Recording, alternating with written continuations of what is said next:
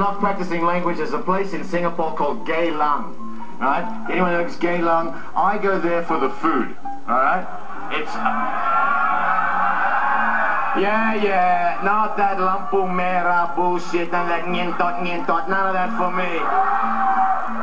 Tak mau mati karena perempuan, no way. I go there for the food because I love hor fun.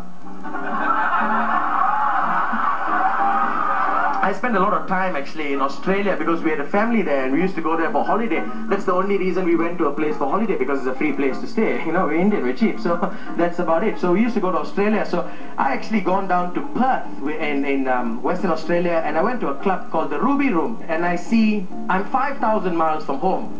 I see another Indian outside. I come down for a breather, right? You know, we Indians, right? We come down for a breather because all the clubs are not smoking. So we come down. So, you know, being a general Malaysian, you have one of the two. You either have a cigarette or you have a lighter. You never have the both.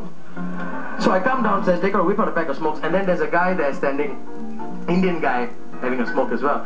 So I go up to him, you know, just to start some conversation, you know, get to know him a bit better. Go up to him and I was like, hi bro, how's it going? It's pretty alright, mate. It's pretty smashing club, innit?